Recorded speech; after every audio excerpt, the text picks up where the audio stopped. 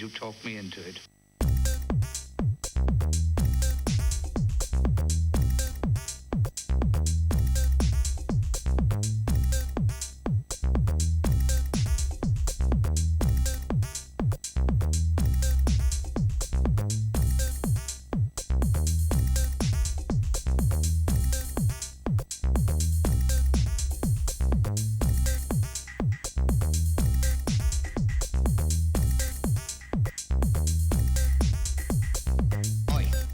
Listen, I'm a man of few words.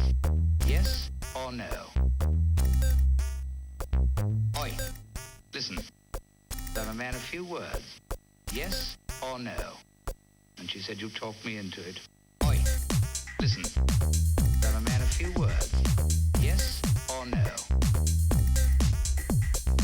Oi, listen, I'm a man of few words.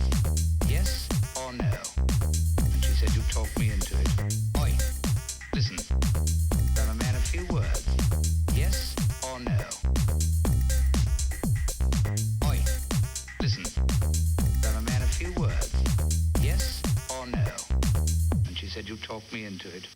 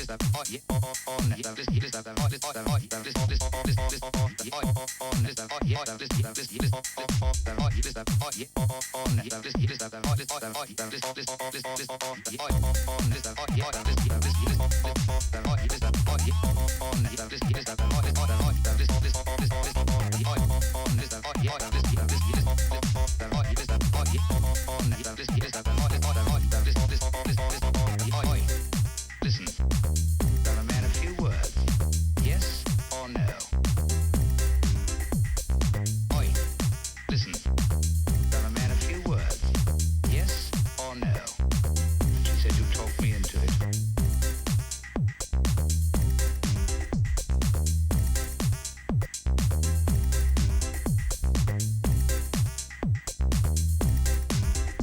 Oi,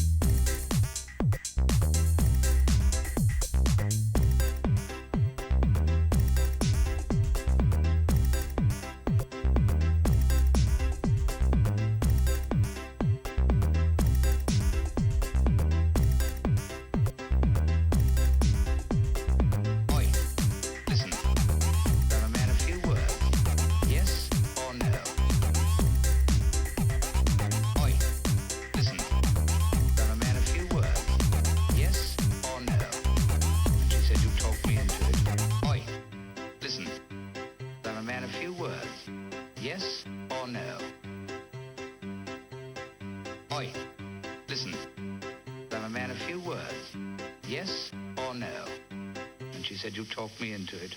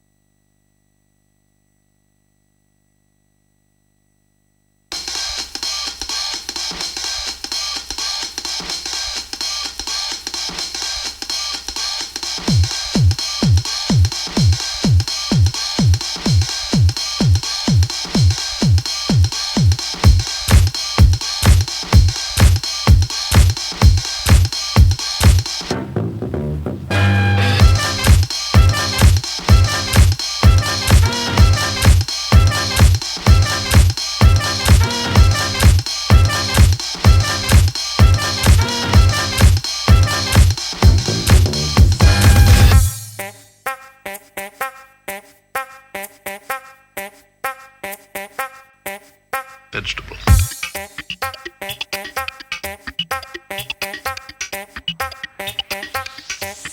Vegetable.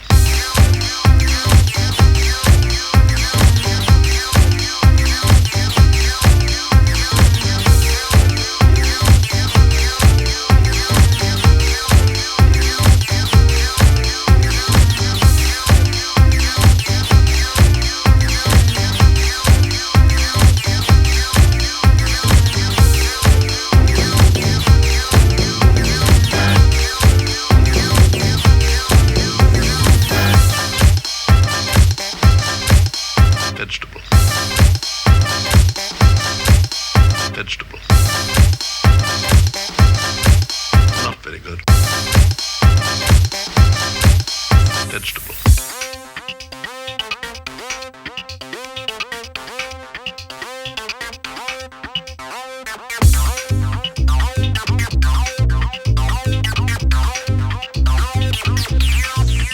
Vegetable.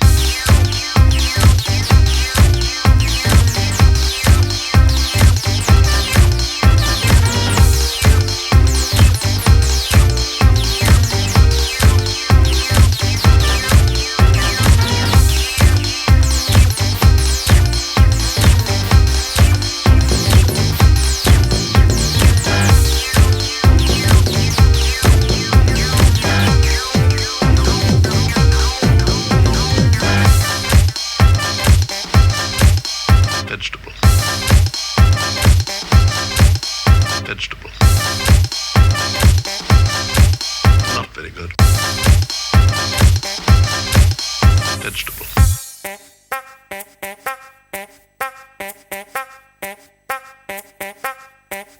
Vegetable.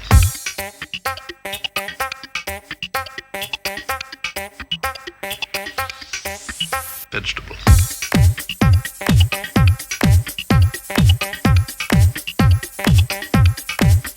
Vegetable.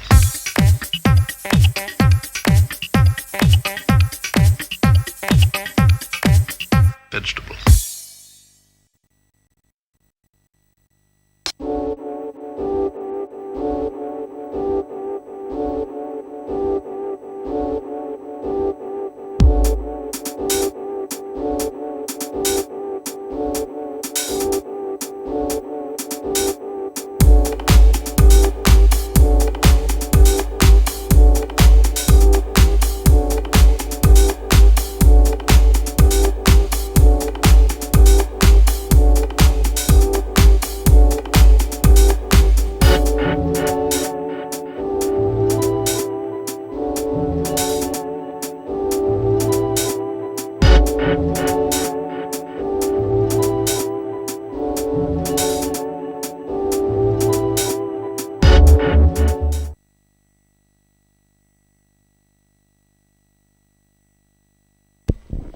Okay guys, we're just having a couple of technical issues with the stream, but there they are, up and away. All four pilots, very close round the first flag. All four pilots are up and running though. It is looking quite close out of the front. Okay, I'm just getting a bit of feedback on the technical issues with the video signal. Tom and his team are working on that now. Oh dear. What's that all about?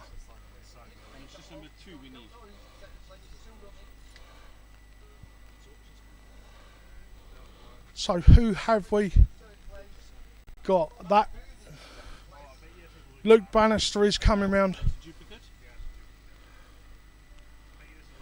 Duplicate. Simon.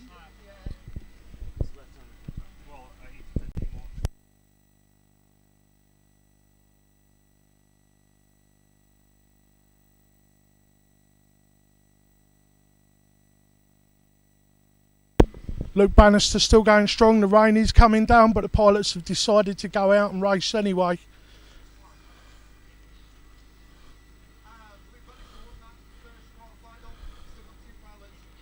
Luke Bannister winning the first part of the quarter-final there.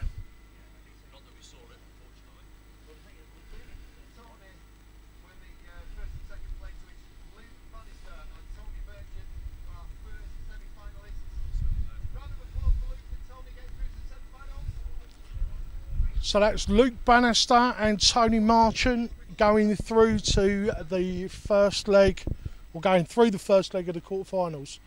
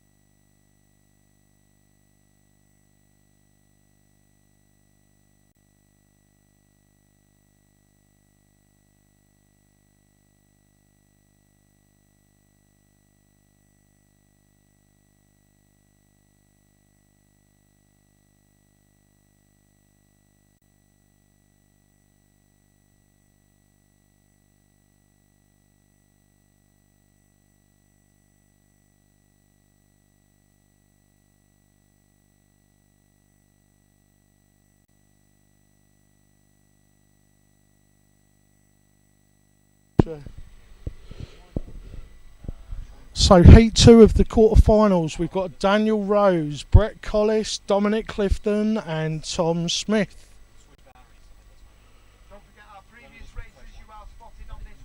Brett Collis putting in one of the fastest times today, pipped at the post, actually smashed at the post by 2 seconds by young Luke Bannister, but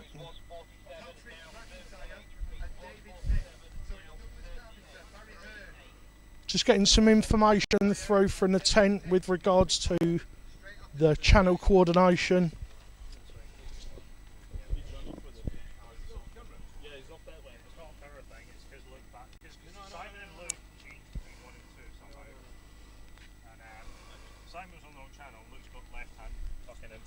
Was he?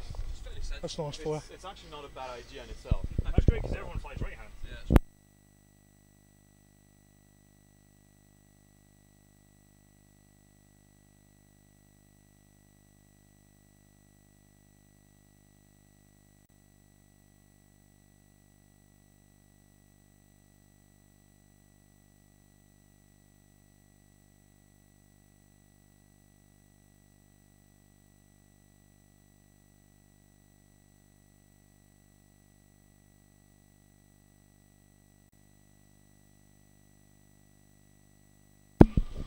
So the pilots for the next round making their way out to the course in the rain.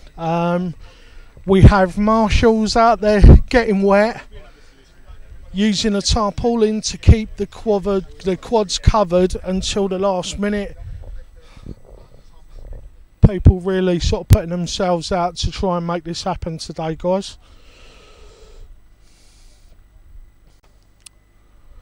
The marshals have done a fantastic job. I hope people appreciate the time and the work that people have put in today to try and make this happen.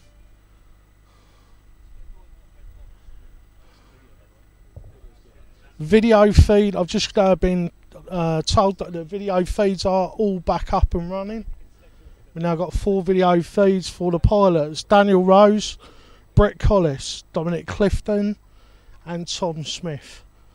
Can Mr. Clean Flight go through to the semi-finals?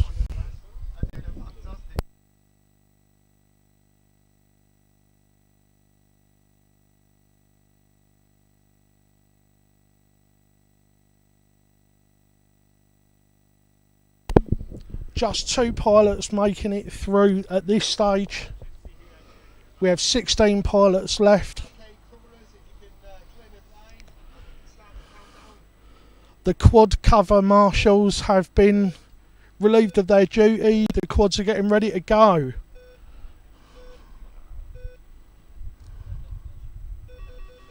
One quad in there. All 4 quads have made it into the air. Very close. Such a close call there at the beginning between quad 3 and 4.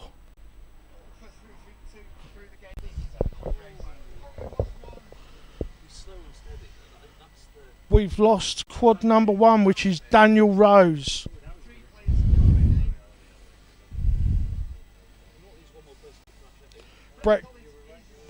Brett Collis out in front at the moment. Tom Smith in second, followed by Dominic Clifton. Come on, Mr. Clean Flight, can you get yourself into second place? Secure yourself in place in the semi-final.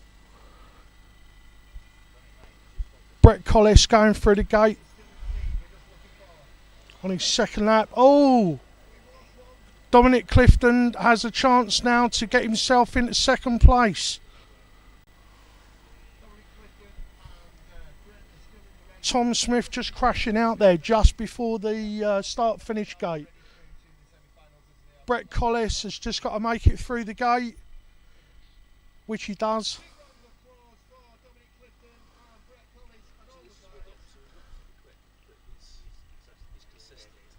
There we go, Dominic Clifton by a stroke of luck going through into the semi-finals. Not to take it away from him, flown very well, and he was on the heels of Tom Smith when Tom Smith crashed out there. It may have been that Dominic's pressure from behind got to Tom, forcing him to crash out.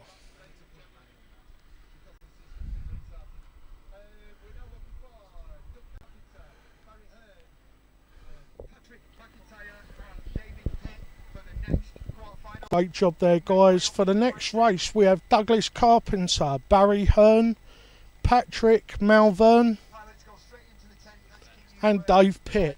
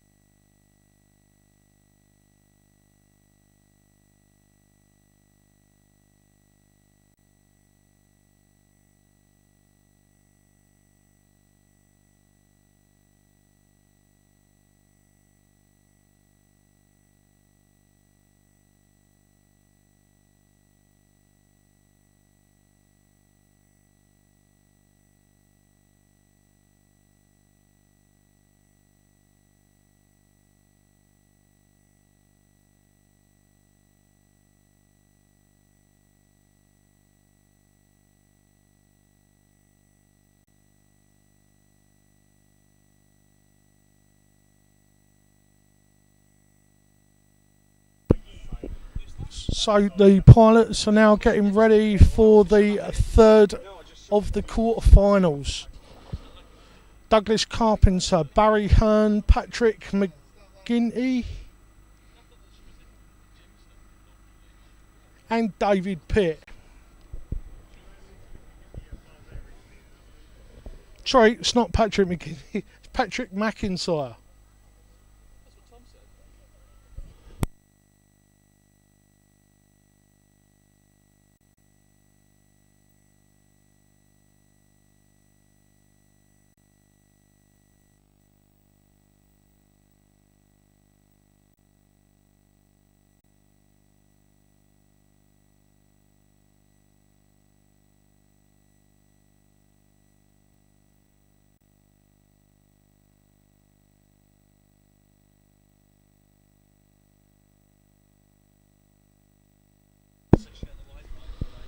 So the guys are out there with a tarpaulin trying to keep the rain off the quads. Maybe for future events the pilots can think about waterproofing the quads. Is that going to be a thing in the UK? I mean, I'm guessing if you're running an event in California, you're not really going to need to worry about rain, but an FPV league in the UK, maybe the quads do need to be waterproofed, so that in an event like this, a big event where lots of time and effort has gone in to make it run, rain can't stop play. I mean, you can put the pilots under a shelter, that'd be easy enough, but the quads need to be able to run in the rain.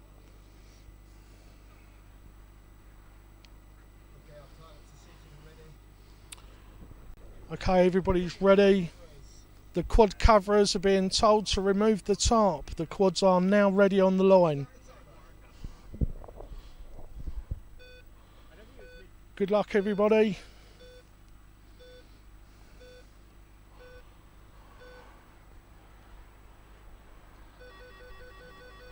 Someone piles it straight into the ground. 3 quads in the air. 2 of them very quick round the first flag. Very quick round the second flag. Almost through that loop together there. Through the next air gate. It looks like there's a little bit of a lead pulling away. Actually barely a pallet to separate the 2. Through the gates cleanly. Through the gates cleanly again. Both together down the straight. Dave Pitt in the lead, Barry Hearn in second place.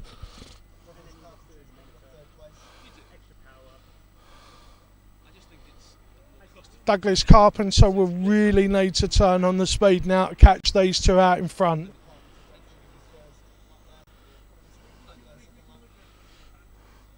It's so close for first and second place in this heat. Oh, Barry absolutely nails it down the start-finish straight to go into the lead. Almost identical through that gate there.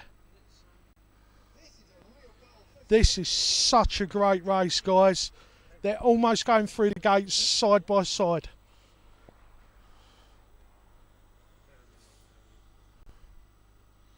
Oh!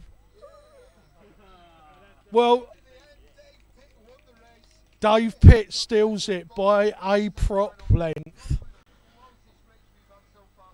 That has to be one of the closest races we've seen here today. Fantastic.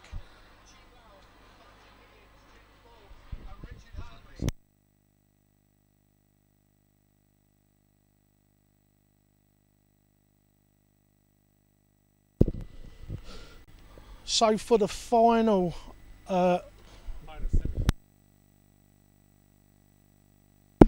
So for the last of the quarterfinals, we have Chi Lau, Martin Higgins, James Bowles and Richard Hartley.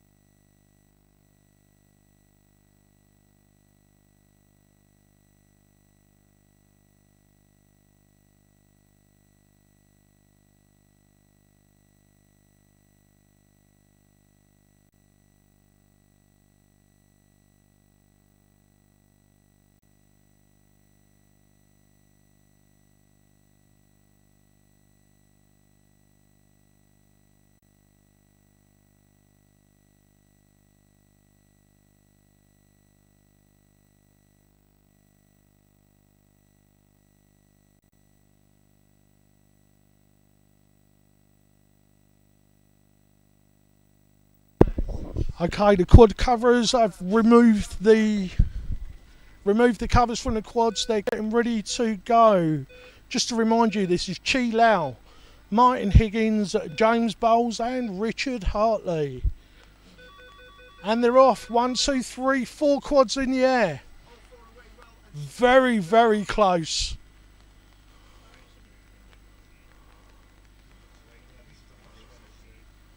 The rain has started to pick up. I would be so gutted for a pilot if they were taken out by the rain.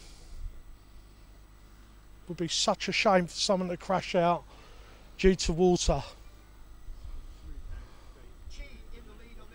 Chi leading this event. James Bowles, Martin Higgins, then Richard Hartley. Richard Hartley has crashed out.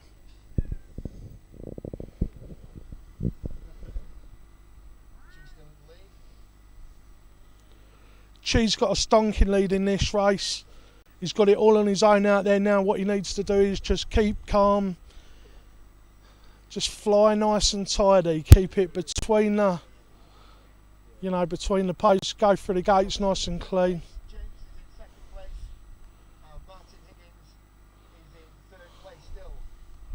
James Bowles seems to have a good lead over third place.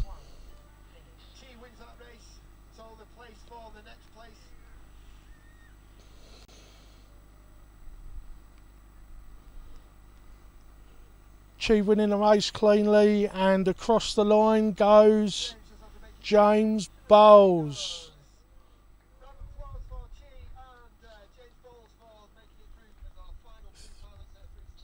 Chi Lau and James Bowles going through to the semi-finals.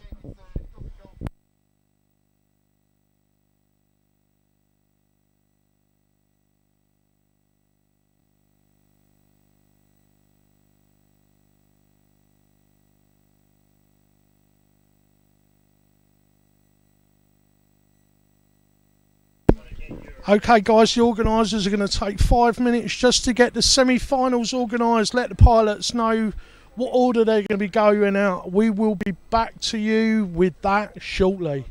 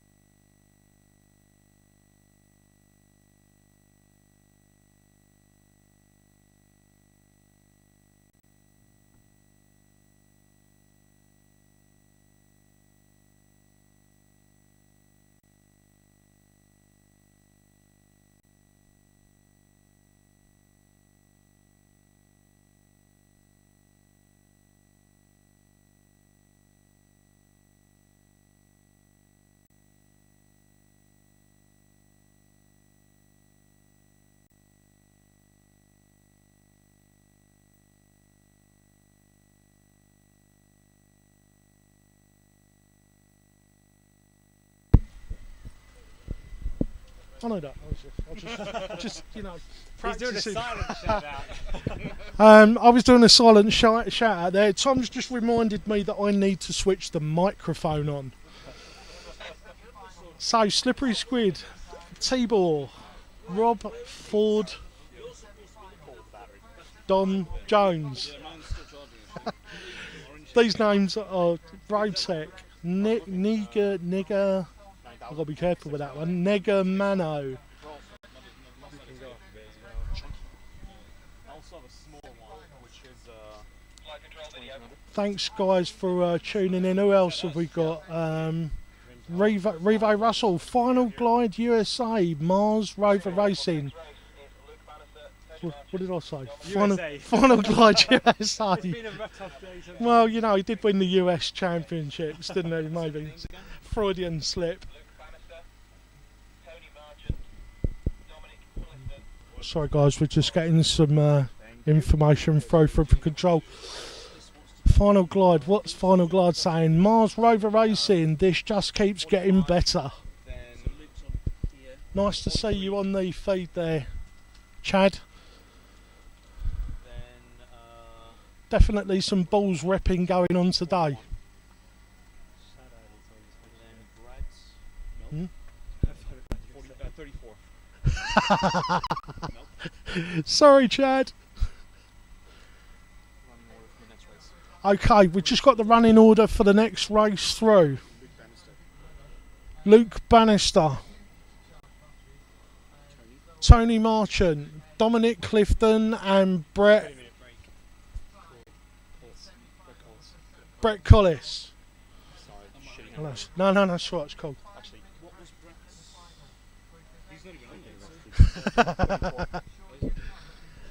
Don't read the chat, you'll get arrested. Laugh out loud. Yeah, sorry guys, haven't really been in touch. First time doing this. Should have been reading the chat. I'm sure you had some questions that didn't get answered, so I do apologise for that. What's the full names for the first ones then? The full names for the first ones are Luke Bannister. Luke's in position 3. He's in position 3. But there's no overlay, you see. Yeah, so Luke's in 3. Tony's in 1. Dom's in 2. And Brett's in 4. Flight control video. Just setting up the feed now, guys. I'll get out of James's way. We love you, Malk. I love you too, guys. Thanks for tuning in and watching. Luke will win. Well, I hope so. Sexy Beast, is that for me? Luke will win. Looks like Luke's got a lot of support on the feed there. I have to say, bar something going pear-shaped, my money would be on Luke as well. But really, the gates are 1 metre by 2 metre. It's raining. Anything could happen. Yeah, I was out there when Luke was going up for his first quarterfinal, and because his camera's pointed so far up, he's actually a lot more prone to get droplets of rain before the start.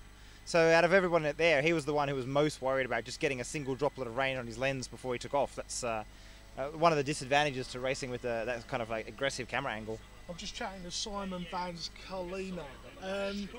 He flies so fast though, the water would just blow away, wouldn't That's what I told him, and I said to him, like, one good way of like stopping rain from landing on your lens is to actually tilt your camera down a little bit, you know, give the rest of us a chance. Slow down. He wasn't impressed by that idea, so. He's definitely not one of those people that are going to go slower. Yeah, fortunately, I'm 90% sure he's going to fail the drug test, the mandatory drug test. I did see him laying into the marshmallows before. Yeah, I think we'll see. We'll see. Banny UK or Luke Bannister, he's getting a lot of support on the old on the live feed there. Yeah, I feel like we're watching like when you go back and look at Lewis Hamilton when he was a kid, that kind of level of like just so much better than anybody else. I feel like in a few years' time, when drone racing is like an international sport and multi-million-pound contracts are being thrown around, people are going to come back to this live stream and just say like, look at the first ever drone nationals, and Luke was like streets ahead of the rest of us. And yes, I did use streets ahead in a sentence. What about this Brett Collis though? Yeah, he beat me as well. So for just listing people who've beaten me, then yes, I can confirm that he was also one of the people who beat me. He's pretty quick, isn't he? He was pretty quick as well. Yeah, I think the final is going to come down to Chi versus Luke. There's not that much in it. Like Luke looks fast because he's more explosive. Chi looks slower, but I believe there's only about 1.5 seconds in it right now. In terms of the timing differences. Do you think Chi's using the wax on, wax off method? I don't know, but he's definitely seems to have a really good line, smooth lines, and yeah, I mean, it's just a race, you know, like you never know what happens, like a breath of wind and you get blown into the barriers, or and that can be the end. So. Yeah, there are two definitely clear styles between. Yeah, Luke's style is basically like point and shoot. He's really aggressive. Yeah, point and shoot, aggressive braking.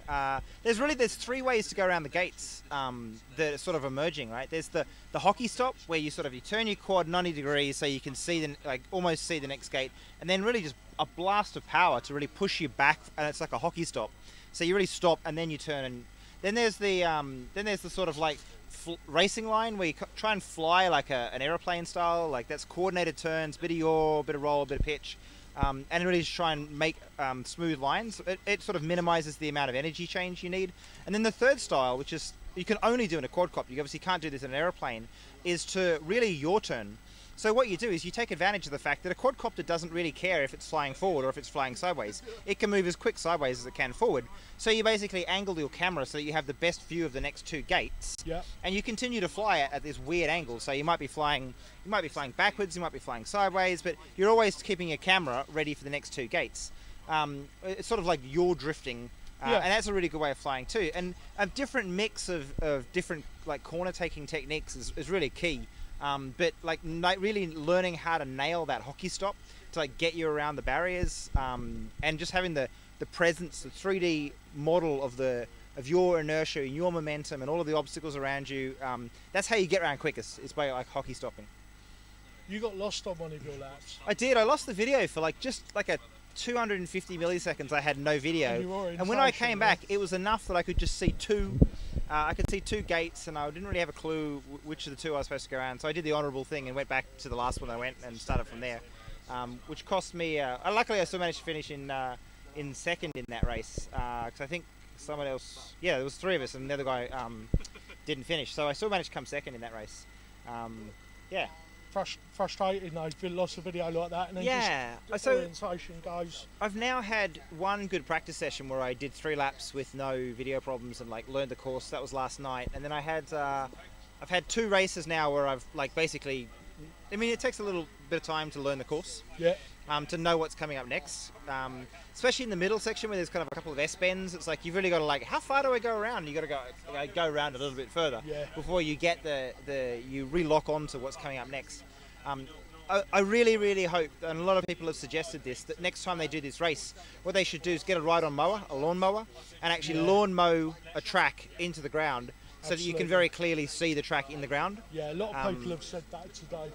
Yeah, well, different colours would work too, but that's not so easy because then you have to actually think. Whereas a lawn mowered track, you kind of know that that's the track and it goes around. Would be easier to follow. Just something along the ground. Getting through the gates would be easier. Yeah, you don't want to lose because of losing orientation. That's just not fun. No, no, definitely. Yeah, and it's surprisingly. I mean, the course is actually surprisingly fun. It's once you know it, it really does flow quite nicely. And around the back, there's a sort of big, long curve, which is made up of 2 gates and 2 flags. And it's about probably 40 meters in radius. And it really gives you an opportunity to sort of power through it. You can treat it like a straight, just doing really nice coordinated turns, bit of roll, bit of pitch, bit of yaw. Yeah. And really, that's, I mean, it's quite a shame that more of the spectators aren't out there. It's not a safe place because obviously if you lose control, you go straight into the spectators. But seeing the quads come around that, really just ripping through the sky is really good. I think maybe some netting, some little spectated areas that are netted in. Yeah, and so people can get a bit closer to the action. Yeah, and honestly, I think you could do so much with putting nets in the middle and letting people actually sit on the course, like meters away from where the quads are. But netted off area would be just awesomely fun. I don't think this isn't like car racing. We don't need to be 50 meters back. No. We just need to have a net between us and the spectators. Yeah. And I think there's no reason why we couldn't get up close and personal. And I also think that having camera crews out there with motorcycle helmets on and something protecting their neck. If a quad hits you in the chest, it's not going to hurt you as long as you're wearing leather jacket and. Unless Luke Bannister's flying. Honestly, I think being hit by a half-kilo brick moving 40 kilometers an hour is probably not fun, but it's probably not going to kill you. No, probably not. Yeah, I think we could. I think we've probably overdone it with the safety a little bit. But it's the first time, and no one wants to have an incident. Safe than sorry. Yeah, for sure. I think it's one of those cases. Yeah. So a bit of a delay between? Yeah, so because of the speed, like the semi-finals and finals are coming, some people actually need to charge up some batteries as well. So they're just giving them 20 minutes to fast charge the batteries. Right. And then the final will proceed. So it'll be 20 minutes for charging, 2 semi-finals, and the final with a 5-minute gap. So hopefully all the people in the semi-final have 2 packs that they can quickly fast charge up, so they don't have to have a break again. But the rain's like basically constant now, but it's light. It's light. Yeah, isn't and I it? came back and looked at my quad afterwards, and I think the worst thing would be if you parked on the plastic mats. Actually, their water is pooling on them, and you don't want to land on the plastic mat if there's a pool of water there. So Yeah. Luke Bannister was actually flying all the way over to the concrete and landing on the concrete because he was worried about wet grass. Yeah. Personally, I think I'm not a scientist, but I do think that rainwater isn't actually the best conductor of electricity. It doesn't have that many ions in it. It's not salt water, for example. And like a drop of water bridging some contacts is probably not completely as fatal as he thinks. Whereas water that's been set on the ground has, ions in it, salt and everything else, is probably a much better conductor of electricity. Right.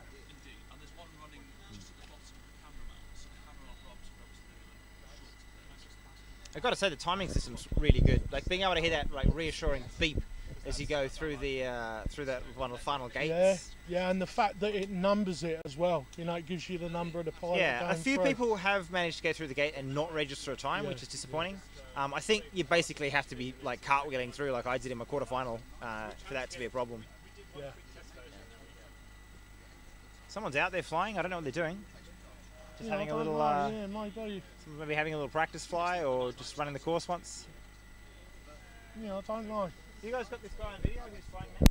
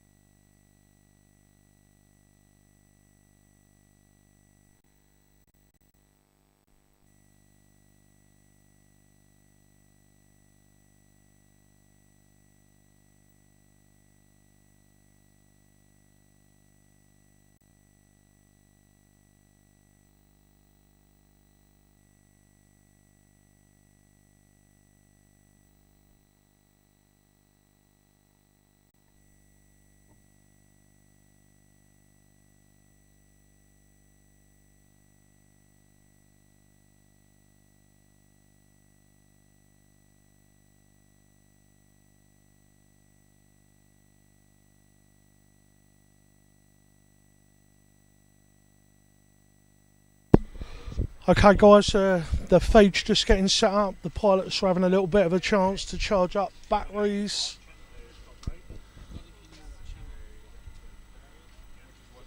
The weather, despite the really bad weather report, is being relatively kind. We've had some rain, but it seems to have eased off. Let's hope it stays like this now. Semi-final coming up, and then the final of the FPV Drone Nationals.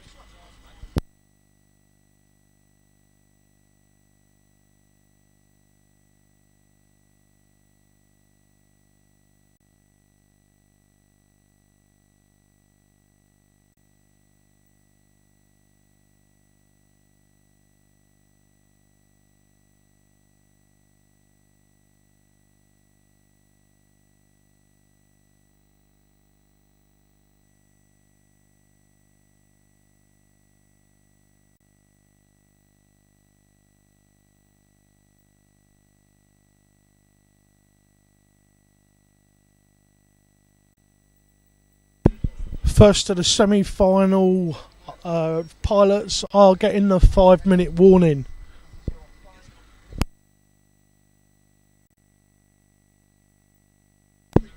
So we will be back up and racing in the next 5 minutes.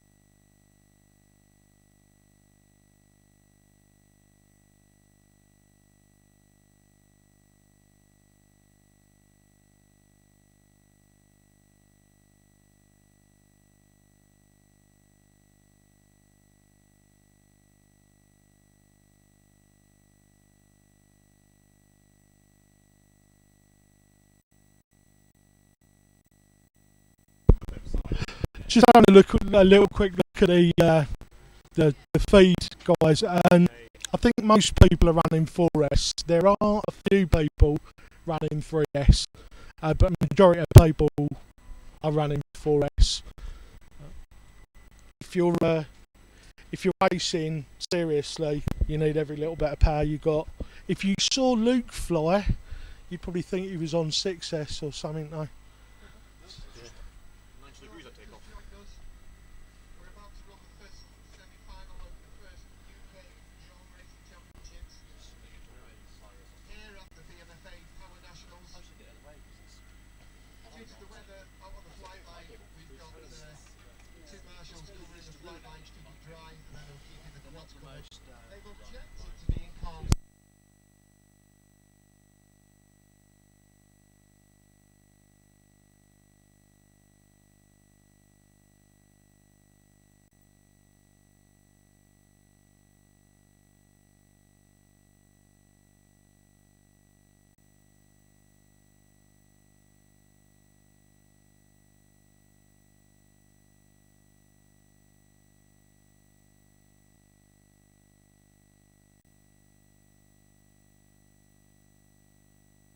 Thank you, Slippery Squid.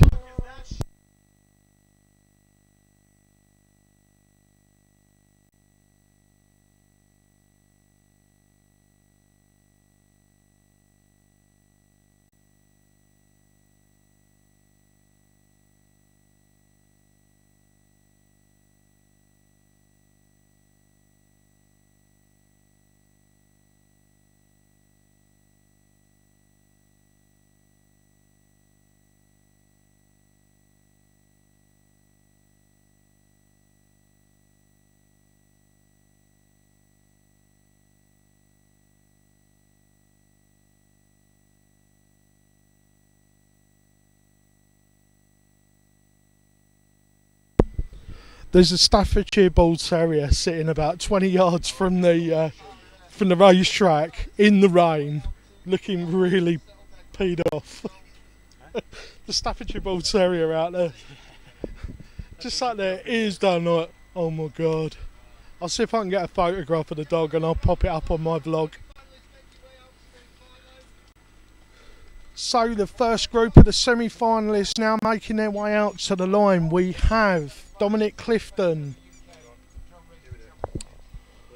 Luke Bannister, Tony Marchant and Brett Collis. Just hold on to that, guys, if that's alright, just let me know. I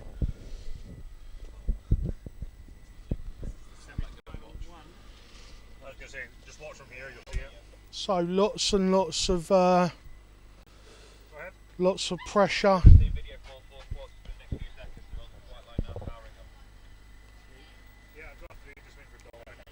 I can't even imagine how nervous the guys must be. I used to play snooker, and yeah, when it got to this sort of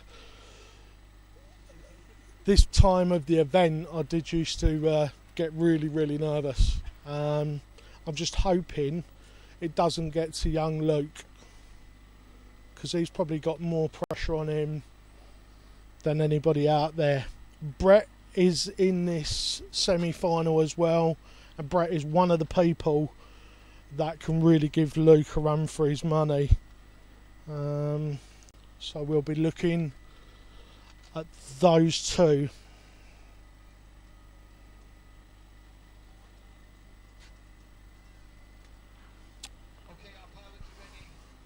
If I had to say what the finish order of this would be, I would say Luke Bannister, followed by Brett, then Dominic Clifton, then Tony. Sorry, Tony.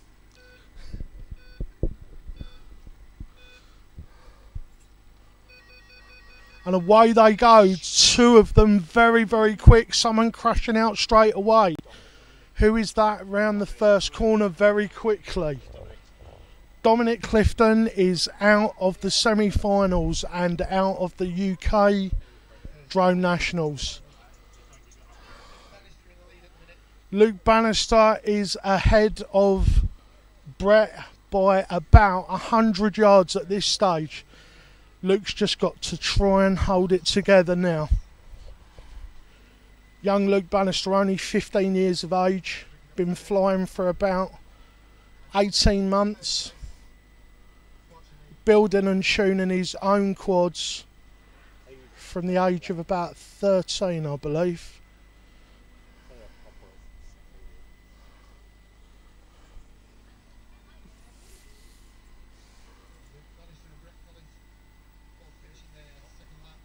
Brett and Luke much closer together.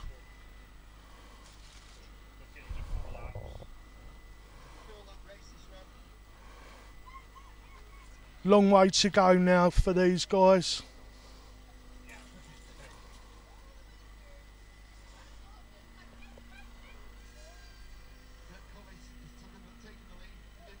Brett has taken the lead from young Luke Bannister.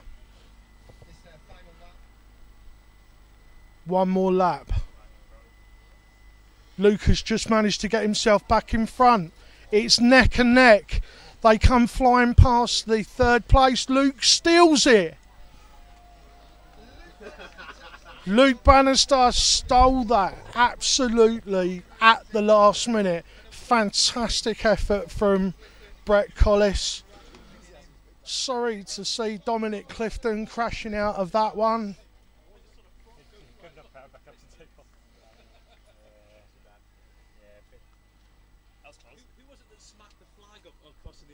Brett. I just saw a prop fly off into the distance. What a race. That was fantastic.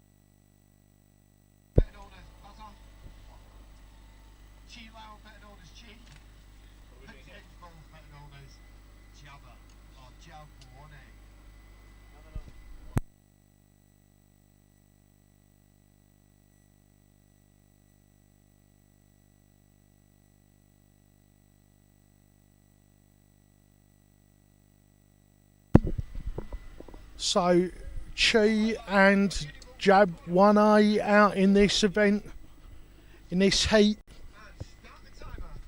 Two very quick pilots, expecting to see an explosive start. And away they go, 4 quads in the air. Oh, someone's down. No, they're back up again. I thought somebody had gone down at the end there, but that must have been some kind of a close call for whoever that was. Yeah, just watching the feed, all 4 pilots are still up and running.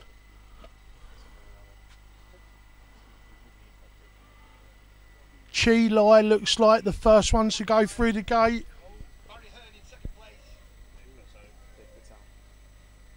Dave Peters crashed out. Unlucky Dave. Just leaving Barry Hearn, James, Jab 1A and Chi Lau.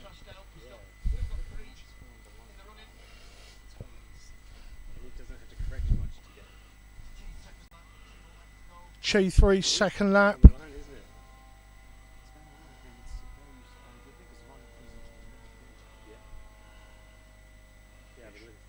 Wow, even that he just created perfectly through the center. Oh, there's not much between Barry Hearn and James.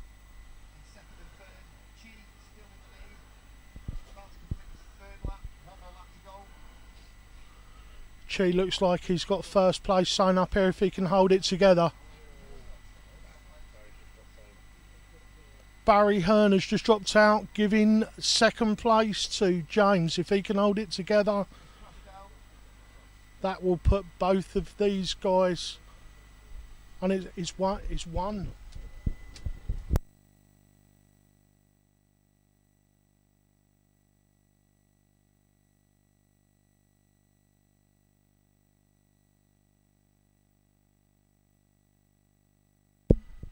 So Chi Lau already finished, securing his place in the finals.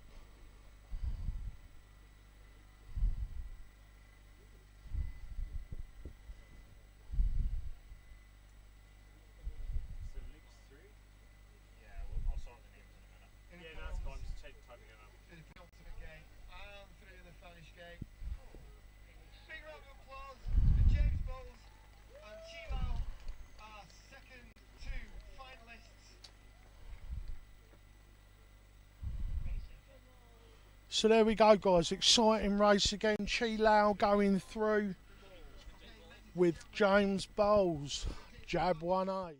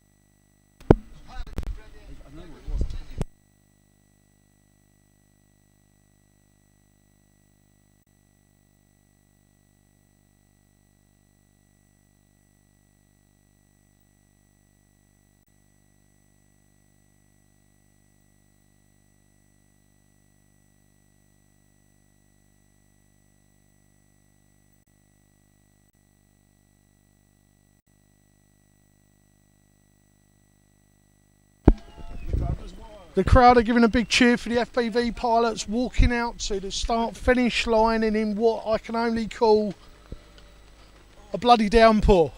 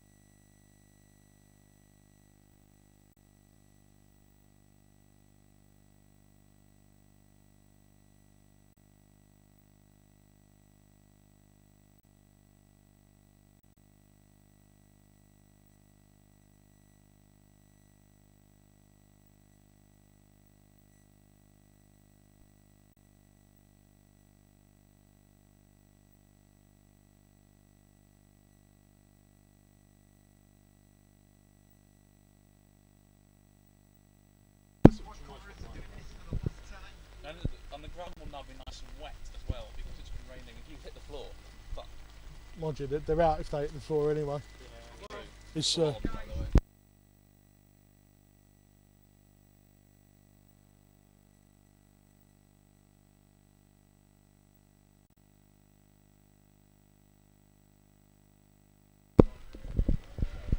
Right, so here we go, guys. This is it. This is the final.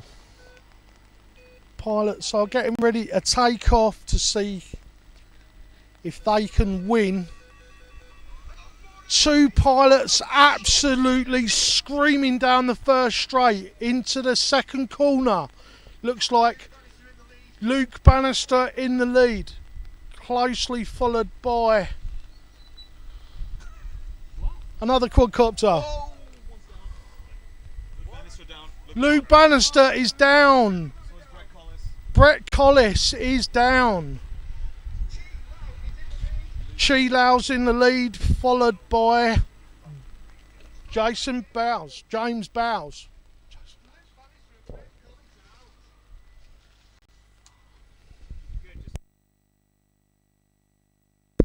I don't know what to say. So gutted to see those two pilots go down and not actually complete this race. Another pilot goes down.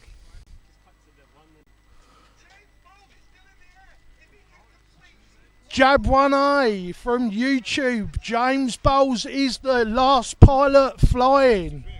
All he needs to do is finish the race and he will be the UK drone national champion.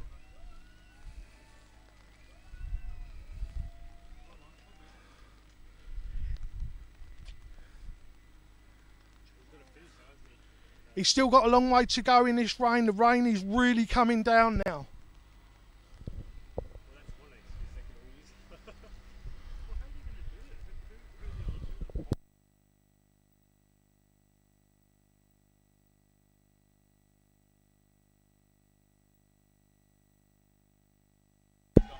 James has finished and won the first UK Nationals at Grantham. YouTube's Jab 1A takes the title.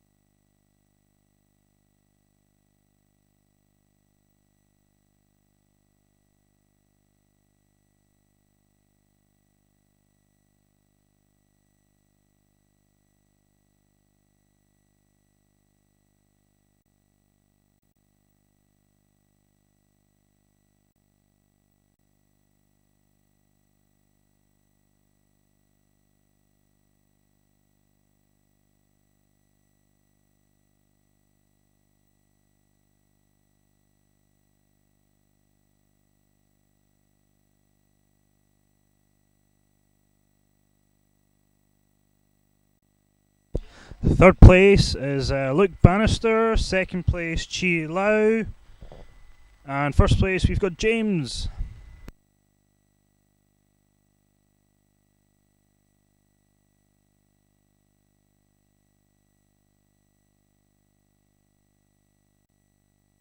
Sorry, I've got those names wrong.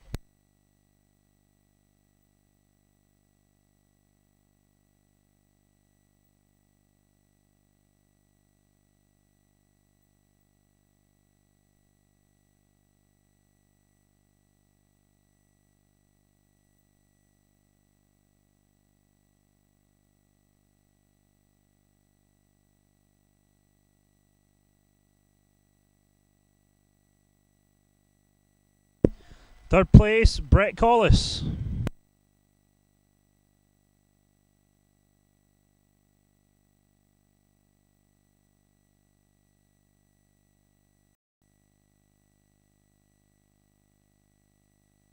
Second place, Chi Lau.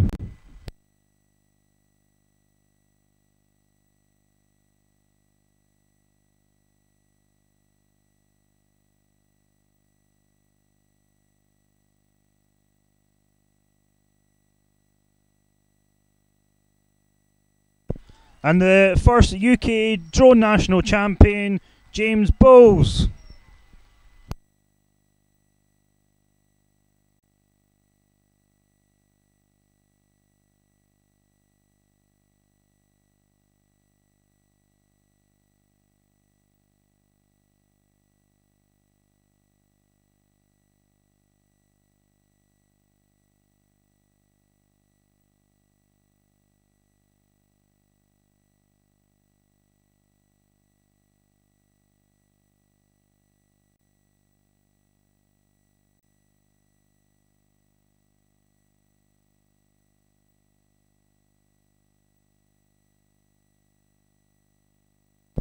And Luke Bannister takes the prize for the fastest lap.